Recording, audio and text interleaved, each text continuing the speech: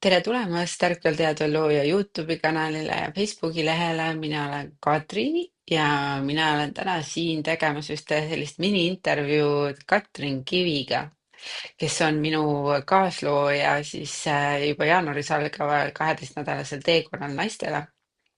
Ja Katrin Kivi on jõudnud minu teadvusvälja juba tegelikult ma vaatan kohe, see oli vist 3 aastat tagasi. Igal juhul meil õnnestus lähemalt kokku puutuda korraks ühel suvisel üritusel, mis oli Päikeseranna festival.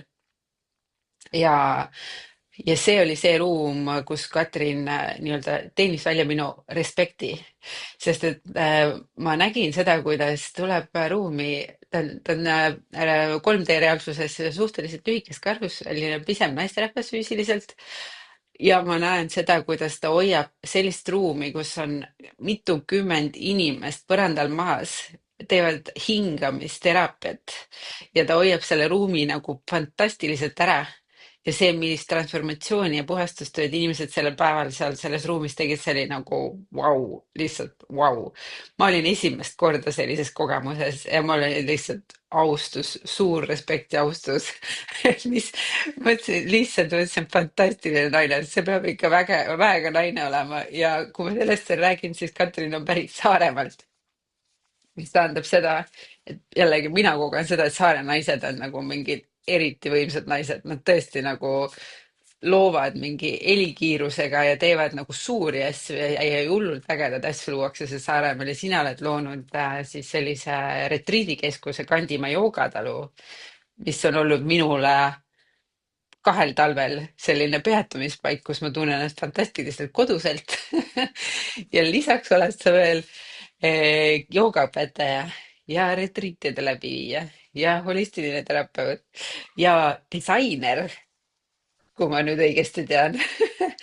nii et sa oled mõnes mõttes sarnane nagu mina, et hunt viib siin mitu ametit ja võimas looja inimkehas. tere tulemast, Katrin.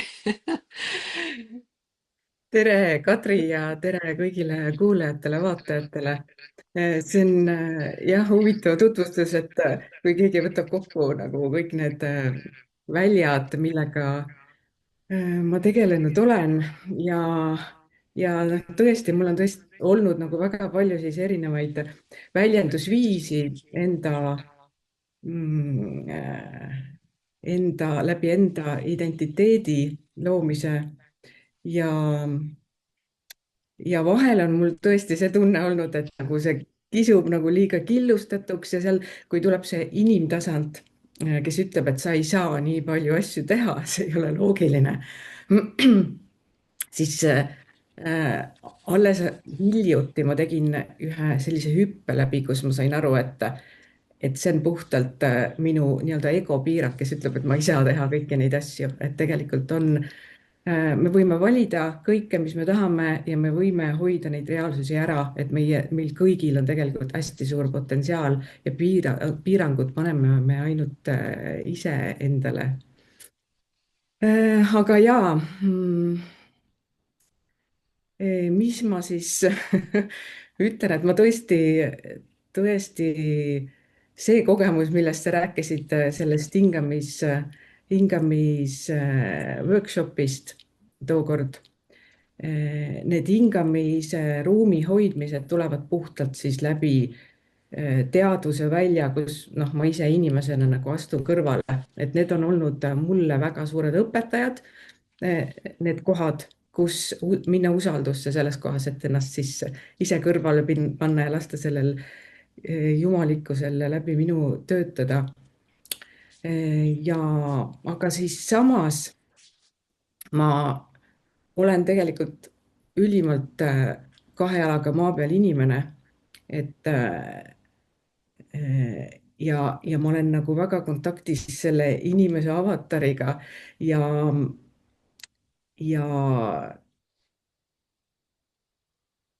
see on oluline selleks, et me saaksime ühendada tegelikult need kaks poolt, et see on selles mõttes oluline, et et olla teadlik kõikidest aspektidest, mis me inimkehastuses siis ka nii-öelda läbi kogeme, kõik sellised pimekohad, kõik emotsioonid, kõik mõttemustrid, noh, kõik programmid, et tegelikult siis see kontakt, mis ma loon inimestega, tuleb tegelikult läbi inimliku kontakti ja siis läbi selle on võimalik tõusta kõrgematele teaduse tasanditele, et kui me tegelikult tegeleme ainult selle kõrgema tasandiga ja unustame selle kehaolekud ära, et siis on tegemist ikkagi eskapismiga ja tegelikult ma näen ka seda, et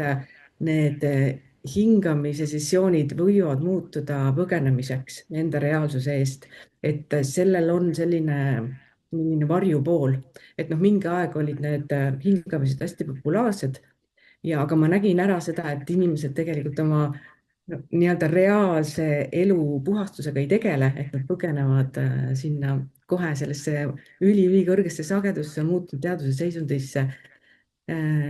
Ja, ja siis see tavaelu ikkagi ei muutu. Mm. Mis suunas ma siin nüüd veel ütleme siis jagan, et anna mulle kätte, et mis võiks veel huvitavam olla, et Ja mind huvitas tegelikult see, et sa oled meile nagu siseringis ka juba maininud seda, et sul toimus paar nädalat tagasi või siis juba nüüd natuke rohkem seal kuu alguses mingi suurem selline kvanthüpe, mingi nihe, et kas sa saad natuke seda jagada, et mis sinuga siis täpselt toimus? ja see on selline huvitav koht, et ma olen olnud nii-öelda vaimsel teel tegelikult juba, ma ei tea, 35 aastat ja mul on kogu aeg see minuga kaasas käinud, kuigi ma olen siis oma inimese elu ka siin nagu kõrvale elanud. Ja on olnud selliseid pimedamaid kohti, on olnud selliseid aegu, kus ma olen rohkem kontaktis ja, aga järjest on kogu aeg mingisugune nihkumine toimunud ja ja see võib-olla, mis siis mul umbes kuu aega tagasi toimus, see oli nagu nii teistsugune kogemus senisest, mis ma varasemalt olen kogenud oma teaduse tasandite nihetes. ja, ja selles on siin võib-olla isegi natuke raske sõnadesse panna, aga ma proovin seda teha, et mulle avanes selline teaduseväli, mis lõi äkki kõik täiesti selgeks. Ma olen pärast natuke seda mõelnud, et mis see siis oli võib-olla füüsilises kirjanduses ja ma nagu võib-olla räägiks või kirjeldaks seda nii, et mu käbinääre avanes, sest et mul hakkas nagu kõik siit peast pihta, et siia pea ümber tekkis hästi suur väli, mida ma reaalselt tundsin oma kehas. See oli nii reaalne tunne ja kõik oli nagu tohutult selge. Et see on nagu mingi selline ja noh, tõesti hüpe, et see ei olnud selline eufooriline kõrgsageduslik tunne, mida ma võib-olla varasemalt olen kogenud mingite praktikate käigus või meditatsioonide käigus. See tuli puhtalt otsuse pealt, et ma otsustan valida võtta vastu ennast täielikult. Oh, Et see wow. on lihtne, see on lihtsalt ülilihtne ja, aga see toimis sellel hetkel. Ja siis, kui sa oled selles kohas, kus kõik on üliselge, siis kaobki igasugune selline inimdraama ära. Ja mul tuli seal väga palju infot siis läbi veel, noh, kuna ma olen nagu 5 aastat olnud terapeut, siis inimestega üks-ühele tegelenud ja väga palju tegelenud just inimeste emotsioonide vabastamiste, mõttemustritega, regressiooniga, lapsepõlve puhastamisega, selle inimtasandi puhastamisega. Et ma arvan, et ma olen ekspert selles, ma väga hästi tean, kuidas emotsiooni anaatoomia töötab. Ja siis tuleb mul teadmine seal, et okei, seda ei pea üldse tegema niimoodi. et see on nagu noh, mõnes mõttes mingisugune struktuur lihtsalt kukub jälle kokku ja siis sa näed, et okei, et palju lihtsam on.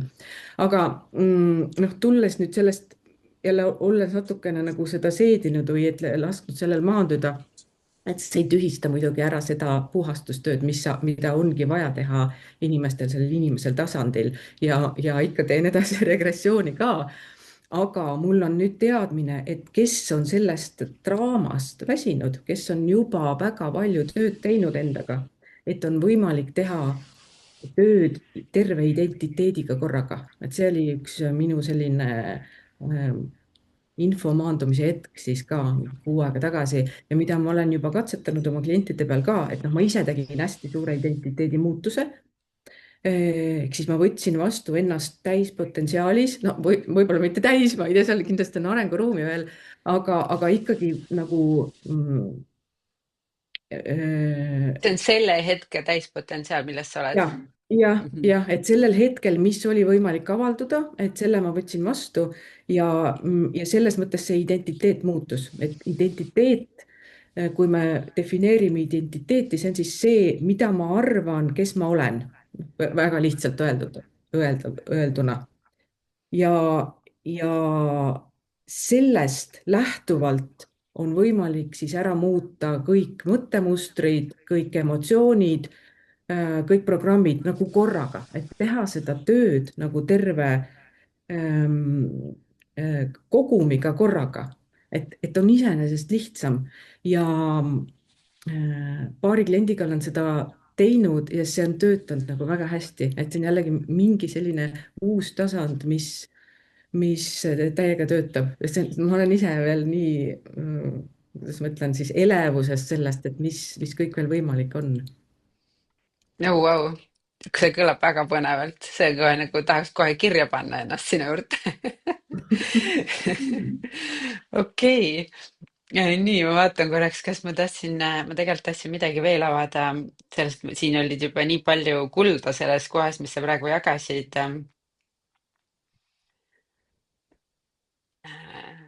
Vaatan korraks. Okei, aga toome korra selle siia sisse nüüd, et kui meil tekib see võimalus jagada siis sellel 12-nädalasel teekonnal naistele just midagi, siis sinul on seal oma nii-öelda loengukoht, päev ja, ja mul need mõned tunnid siis kuni 2,5 tundi me jõudsime sellesse kohta, kus me saame aru, et naistel on nii palju jagada, et me pikendame seda aega, et saaks rahulikult kõik koodid edastatud. Et mis see on, mida sa tahad tuua enda ruumi? Kas sa juba tead, on sul see nagu selgunud ja võib-olla sa jagad seda natukene? Jaa, kindlasti see võib ka muutuda, aga noh, see suund võib olla ikkagi midagi sellist, mida ma juba praegu siis välja toon. et, et jagada just seda või kutsuda, julgustada naisi usaldama seda naiselikku väge. See tundub jälle võib-olla klišee lause, aga see mõte siin on selles, et naistel on praegu eelis luua seda uut maailma, et naistel on see võime olla ühenduses armastuse sagedusega. Et tegelikult kõrgem sagedus, kui mida kõrgemale me tõuseme, seda lihtsamaks läheb ja seda puhtam on teadmine, et kõrge sagedus on lihtsalt armastus. Ja, ja naistel on loomulikum kontakt selle ühendusega. Ja naised saavad siin minna ees, ehk siis, et luua see ruum.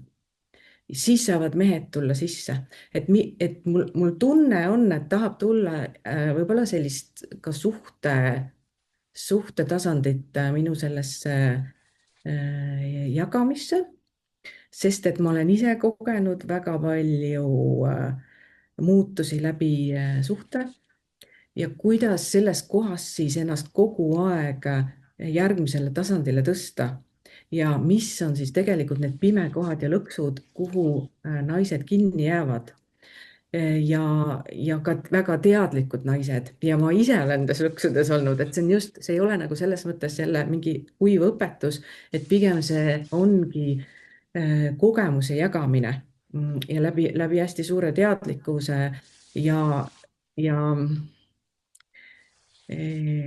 seal võivad olla ka sellised koodid sees, mis tegelikult on väga intrigeerivad, mis lähevad vastuollu enamus naisenergia õpetustega. aga jällegi, see on just nendele, kes on samas kohas või selle tundega, et nad on kinni kuskil ja ei tööta midagi. et noh, ma võin siin avada natuke seda poolt, et noh, näiteks kui naised lähevad isegi teadlikus suhtes, nad lähevad ootusesse, nad lähevad oma väärtuse tõestamisse, nad lähevad piiride seadmisesse, see on kõik tegelikult võitluse ja draama tasand. et väga palju räägitakse tegelikult, et kuidas naine peab omale piire panema ja näitama enda väärtust, aga nüüd hästi puhta tingimusteta armastuse tasandil see ei kehti, on täiesti teised koodid, täiesti teine keel. ja, ja naistel on selles mõttes eelis läbi tuua need nagu väga puhtad koodid ja mul tuleb siia sisse see kunagi, kui ma olin nüüd selline hilisteismeline, ma arvan, et ma olin mingi 18, 19, üks minu nii-öelda ärkamise suur mentor oli tookord selline naine nagu Luule Viilma, ma ei tea, kas sina mäletad seda, et noh, see oli nõukogude aeg ikkagist, et tema tõi läbi väga-väga palju sellist teadlikkust ja Luule Viilma ütles kunagi ühes raamatus, et armastuse allikas on naise hinges.